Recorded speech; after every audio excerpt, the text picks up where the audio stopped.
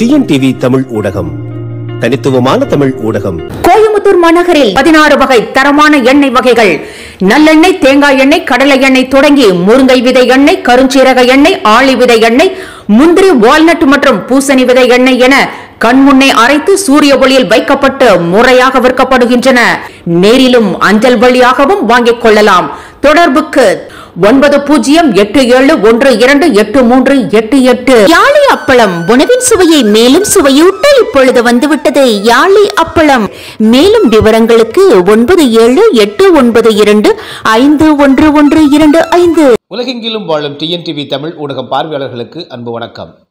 இந்த தொல்லியல் வரலாறு, அதேபோல அகழ்வாய்வு, குகை ஓவியங்கள், பாறை ஓவியங்கள், தோண்டப்படக்கூடிய அகழாய்வு சான்றுகள் இவற்றையெல்லாம் வைத்து உடனடியாக பலரும் முடிவுக்கு வந்து கொண்டிருக்கிறார்கள். உடனே வரலாறை மாற்றி எழுதி கொண்டிருக்கிறார்கள். இது எப்படி புரிந்து கொள்வது என்பதுதான் இந்த காணொலியில் நம்ம பார்க்க போகிறது. டிஎன்டிவி தமிழ் ஊடகம், தனித்துவமான தமிழ் ஊடகம். பொதுவாக கடந்த கால வரலாற்றை நாம் பார்ப்பதற்கு இருக்கக்கூடிய சான்றுகள் அப்படின்னு வந்து பார்த்தோம் அப்படின்னா கல்வெட்டுகள் இருக்கும், அதற்கு பிறகு ஓலைச்சுவடிகள் இருக்கும். இவையெல்லாம் ஒரு குறிப்பிட்ட சில 1000 ஆண்டுகள் தான். அதற்கு முன்னதாக நம்ம பார்க்க போனால் நமக்கு கிடைக்கக்கூடியது அகழ்வாய்வில் நிலத்திற்கு அடியில் தோண்டப்படக்கூடிய அங்கே கிடைக்கக்கூடிய கட்டுமானங்கள், பொருட்கள், பானைகள் ஆகியவை தான். குறிப்பாக மட்பாண்டங்கள் தான் மிக முக்கியமான ஒரு தொல்லியல் அகழ்வாய்வு சான்றாக இன்று இருக்கிறது, குறிப்பாக தமிழர் நாகரிகத்தை பொறுத்தவரையிலும். இது இல்லாமல் ஓலைச்சுவடிகளில் இலக்கியங்கள் எழுதப்பட்டிருக்கும். அந்த நாட்டினுடைய புலவர்கள், சான்றோர்கள், ஆண்டோர்கள், எழுத்தாளர்கள் எல்லாம் அதிலிருந்து எழுதி வச்சுருப்பாங்க. அதே போல் கல்வெட்டுகளும் இருக்கும். ஆக இந்த கல்வெட்டுகள், ஓலைச்சுவடியில் இருக்கக்கூடிய இலக்கியங்கள், இவற்றோடு அங்கே வந்து அகழ்வாய்வு செய்யும் போது, தோண்டும் பொழுது அவை பொருந்தி வருகிறதா என்பதை பார்க்க வேண்டும். இதையெல்லாம் விட முக்கியமானது, அங்கே எடுக்கப்படக்கூடிய பொருட்கள் எத்தனை 1000 ஆண்டுகள் பழமையானவை என்பதை அறிவியல் ஆய்வகத்தின் மூலமாக சோதனை செய்துதான் நாம் ஓரளவுக்கு கணிக்க முடியும். ஏனென்றால் இந்த உலக அளவில் ஏற்றுக்கொள்ளப்பட்ட ஒரு கரிம சோதனை என்று சொல்லக்கூடிய கார்பன் டேட்டிங் என்பது எத்தனை அதில் வந்து கரிமம் இருந்தால், அந்த ஒரு பொருளில் இருந்தால் இத்தனை 1000 ஆண்டுகள் என்று உலக சமூகம் ஏற்றுக்கொண்டிருக்கிறது. அந்த அடிப்படையில் தான் சொல்கிறாங்களே தவிர அது மிக துல்லியமாக இருக்கிறதா என்றால் அதற்கு வந்து ஒரு ஒட்டுமொத்தமாக உலக அளவில் இருக்கக்கூடிய இந்த சோதனை நம்ம ஏற்றுக்கலாம்ப்பா என்பதாகத்தான் இப்பொழுது இருக்கிறது. ஆக துல்லியமாக உண்மையான கால கணக்கீடு என்பது அது வந்து சற்று வந்து கடினமான ஒன்றாகத்தான் இருக்கிறது. இன்னும் அதிகபட்சமாக புதிதாக கருவிகள் வர வர, அந்த காலத்தை கண்டுபிடிக்கக்கூடிய கருவிகள் வர நம்ம வந்து அதில் ஒரு முன்னேற்றம் காணலாம் அப்படிங்கிறத பார்க்குறோம். ஆக இப்போதைக்கு இந்த உலகளவில் ஏற்றுக்கொள்ளப்பட்ட இந்த கரிம சோதனைகள், ஆய்வக சோதனைகள் மூலமாக அவர்கள் கணக்கிட்டு சொல்லக்கூடிய காலம்தான் இப்பொழுது ஏற்றுக்கொள்ளப்படக்கூடிய காலமாக இருக்கிறது. அந்த அடிப்படையில் நீங்கள் வந்து பார்த்தீங்க அப்படின்னா, இப்போ கீழடியை எடுத்துக்குவோம். கீழடியில் வந்து தமிழ்நாடு தொல்லியல் துறை 8 கட்ட ஆய்வுகளை நடத்தியிருக்கு. அந்த தமிழ்நாடு தொல்லியல் துறை 8 கட்ட ஆய்வுகளை நடத்தி அதில் உள்ள பொருட்களை ஆய்வகங்களுக்கு அனுப்பி அவர்கள் சோதித்த போது அது வந்து பார்த்திங்கன்னா கிமு கிறிஸ்து பிறப்பதற்கு முன்னதாக 580 ஆண்டுகள் அப்படிங்கிறது தான் அந்த கரிம சோதனை அல்லது ரேடியோ என்று சொல்லக்கூடிய கதிர்வீச்சு சோதனை மூலமாக அவர்கள் மேற்கொண்ட ஆய்வில் தெரிய வந்திருக்கிறது. ஆனால் முதல் 2 கட்டங்களை ஆய்வு செய்த இந்திய தொல்லியல் துறையினுடைய அதிகாரியான அமர்நாத் ராமகிருஷ்ணன் அது கிமு 800 என்று தமது அறிக்கையில் கொடுத்துட்டார். அதற்குத்தான் இந்திய தொல்லியல் துறை கிமு 800ன்னு சொல்கிறீங்களே, அதுக்கு இந்த ஆய்வக சான்று எங்கே அப்படின்றது கேட்டது. உடனே அதை வைத்து இங்கே ஒரு அரசியலாக்கப்பட்டதுன்னு பார்க்குறோம். ஆனால் குறிப்பாக நீங்கள் வந்து பார்த்தீங்கன்னா 2 மனித உருவங்களை மண்டையோடுகளை வச்சு வந்து வரைஞ்சாங்க, லண்டனில் வரைஞ்சாங்கன்னு சொல்கிறாங்க இல்லைங்களா. இவர்கள் தான் தமிழர்கள் என்பது போல காட்டினார்கள் இல்லைங்களா, ஒரு மீசி இல்லாமல் ஒரு 2 உருவத்தை. இந்த 2 உருவங்களை தமது சமூக வலைதளத்தில் பகிர்ந்த தொல்லியல் துறைக்கு பொறுப்பாக இருக்கக்கூடிய தமிழ்நாடு தொல்லியல் துறைக்கு பொறுப்பாக இருக்கக்கூடிய தமிழ்நாடு அமைச்சர் தங்கம் தென்னரசு கூட இது 2500 ஆண்டுகளுக்கு முற்பட்டதுன்னு சொன்னார். ஆனால் உண்மையிலேயே நீங்கள் வந்து பார்த்தீங்கன்னா கிமு 580 என்ற கணக்கு பார்த்தா இதோடு 2605 ஆண்டுகள் ஆகியிருக்கு. இதற்குத்தான் கீழடிக்கான நம்ம ஆய்வக சான்றுகள் இருக்குது. ஆனால் அமர்நாத் ராமகிருஷ்ணன் என்ன சொல்லிட்டாருன்னா கிமு 800ன்னு சொல்லிட்டார். அப்போ கிமு 800ன்னு சொன்னார்னா அதுக்கு ஆய்வக சான்று அவர் சமர்ப்பிக்கவில்லை. அதைத்தான் ஏஎஸ்ஐ கேட்குறாங்க. அப்படி பார்க்க போனால் இப்போ 2025 அதில் ஒரு 800ன்னு போட்டால் 2825 ஆண்டுகள் கணக்கு வருது. 2605க்கும் 2825க்கும் கிட்டத்தட்ட 200 ஆண்டுகள் வேறுபாடு வருது. அந்த 200 ஆண்டுகள் வேறுபாட்டுக்கு தான் அமர்நாத் ராமகிருஷ்ணன் சான்றுகளை இன்னமும் சமர்ப்பிக்கவில்லை அப்படின்னு சொல்லிட்டு ஏஎஸ்ஐ அவங்களுடைய துறை தலைமையகம் கேட்குதுன்னு வச்சுக்கோங்களேன். அப்படி பார்க்க போனால் கீழடியிலேயே ஆய்வக சான்று என்று இருப்பது வந்து பார்த்தீங்கன்னா 2605 ஆண்டுகள் என்று தான் இருக்கிறது. அப்போ 2825 ஆண்டுகள் என்பதற்கு அமர்நாத் ராமகிருஷ்ணன் சொல்வதற்கு ஆய்வக அறிக்கை இல்லை. ஆக நம்ம இவ்வளவு தோண்டி இவ்வளவு பெரிய உலக அளவில் பிரபலமாகி வாத விவாதங்கள்லாம் ஆன கீழடிக்கே வந்து தற்போது இருக்கக்கூடிய ஆய்வக சான்றுகள் எவ்வளவு? கிமு 580. அதாவது இன்று நாம் பேசிக்கொண்டிருந்த நாளிலிருந்து 2605 நாட்கள் ஆகின்றன. அவ்வளோதான் அதனுடைய காலகட்டம்.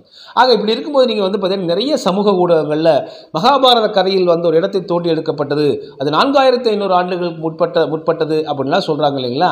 அதற்கு ஆய்வக சான்றுகள் எல்லாம் அளிக்கப்பட்டிருக்கின்றனவா என்பதை நம்ம பார்க்கணும். சமூக ஊடகங்களில் வந்து உடனே வந்து இணையதளங்கள் அதே போல் யூடியூபில் அதை எடுத்து பாருங்கள், மகாபாரத கதையில் வரக்கூடிய அதே இடம் கண்டுபிடிக்கப்பட்டிருக்கிறது என்பதாக சொல்கிறார்கள்.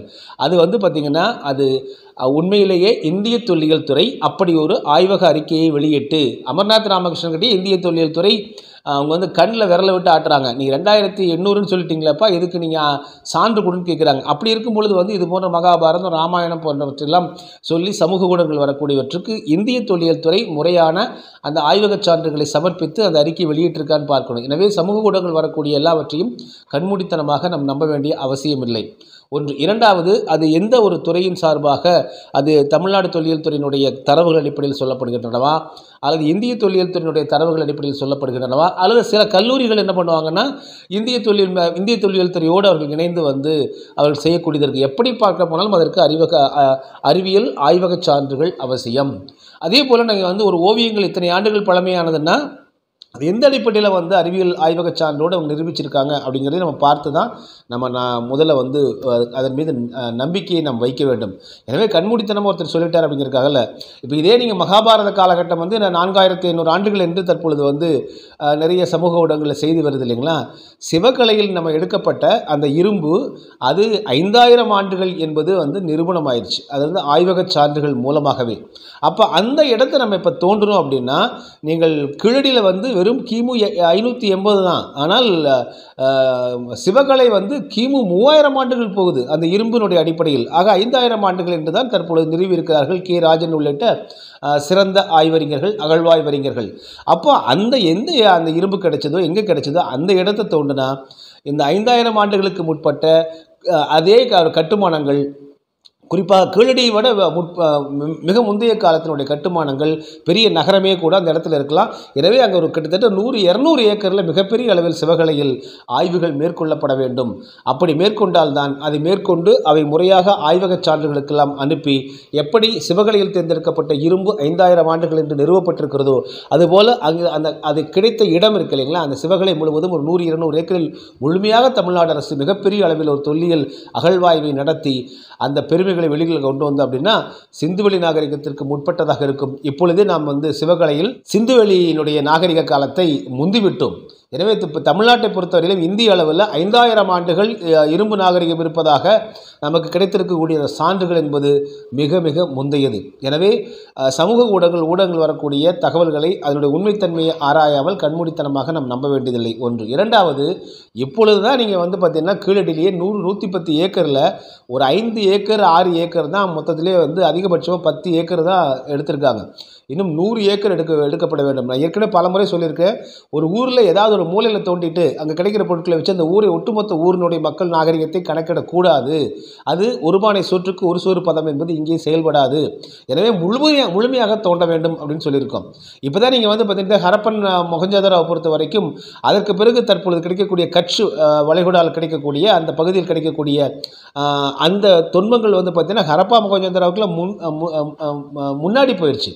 அப்போது மிக முக்கியமாக நம்ம கவனிக்க வேண்டியது என்ன, ஹரப்பா மொஹஞ்சதாரோ என்பதுதான் பிற்காலத்திய நாகரிகமாகவும் அதிலிருந்து அப்படியே வந்து நம்ம தெற்கு நோக்கி வர வர வர ஆண்டுகள் கூடிக்கொண்டே இருப்பதை நம்ம பார்க்க முடிகிறது.